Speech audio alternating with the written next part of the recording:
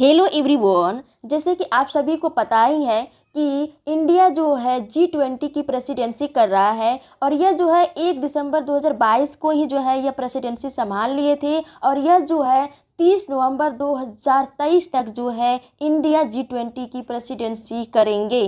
तो इन 1 ईयर में इंडिया में जो है 200 मीटिंग होने वाले हैं G20 के इंडिया के अलग अलग सिटीज़ में।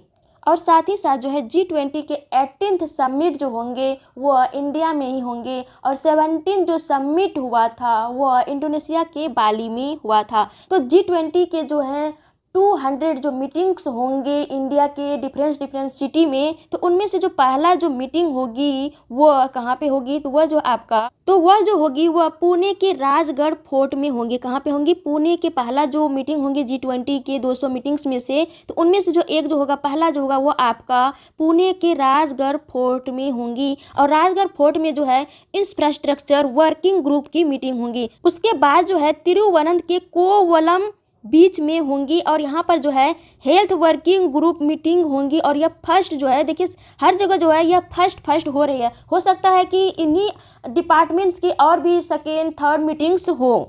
उसके बाद जो है आपके चंडीगढ़ के रॉक गार्डन में international financial architecture working group meeting होंगी। उसके बाद जो है चेन्नई के वेलुवर कोट्टम में जो है एजुकेशनल वर्किंग ग्रुप मीटिंग होंगी। इसी तरह से आपका जो है गुवाहाटी के असम स्टेट म्यूजियम में जो है sustainable financial working group meeting होंगी। और जोधपुर के ब्लू सिटी में एम्प्लॉयमेंट वर्किंग ग्रुप मीटिंग होंगी। अब चलिए हम लोग देखते हैं कि G20 जो है वह G20 है तो क्या है और इसका उद्देश्य क्या है, यह किस तरह की मंच है और इसके जो मेंबर जो कंट्री हैं वह कौन से सेक्टर में कितने जो है डेलीगेट्स करते हैं। तो देखिए G20 जो है 19 कंट्रीज और एक यूरोपीय संघ का क्या है ग्रुप है और इसीलिए इसका नाम जो है G20 पड़ा। और इनमें से जो है जो 19 कंट्रीज है तो वह कौन कौन से हैं, तो आपके नॉर्थ अमेरिका कॉन्टिनेंट के हो गए USA, कनाडा, मैक्सिको। उसके बाद जो है आपका साउथ अमेरिका कॉन्टिनेंट का हो गया ब्राज़ील, उसके बाद अर्जेंटीना। यदि हम लोग यूरोप कॉन्टिनेंट की बात करें तो यूरोप में आपका हो जाता है फ्रांस, जर्मनी, नॉर्वे, उसके बाद इटली, उसके बाद UK, उधर आपका हो जाता है रसिया।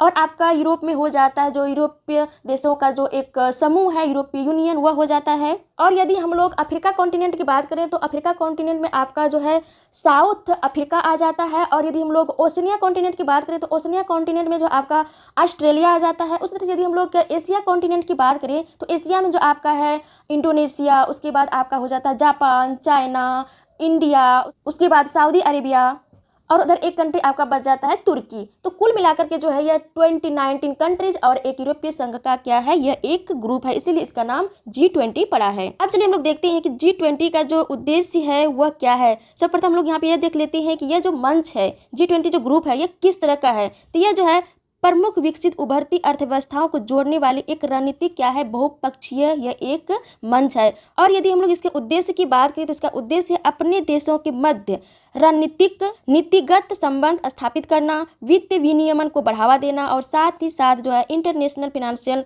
जो स्ट्रक्चर है उसको तैयार करना, इसका क्या है मेन पर्पज है।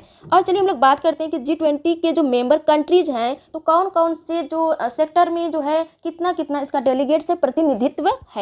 तो वर्ल्ड GDP में जो 90% जो हिस्सा है वह G20 देशों का ही है और वर्ल्ड ट्रेड में जो है 80%। उसके बाद जो है वर्ल्ड पॉपुलेशन की यदि हम लोग बात करें तो 60% जो है जो वर्ल्ड के कुल पॉपुलेशन का 60% को कवर करता है। और यदि हम लोग फॉसिल फ्यूल इमिशन की बात करें की बात करें तो 80% से भी ज़्यादा जो है वो प्रतिनिधित्व करता है G20 के मेंबर कंट्रीज।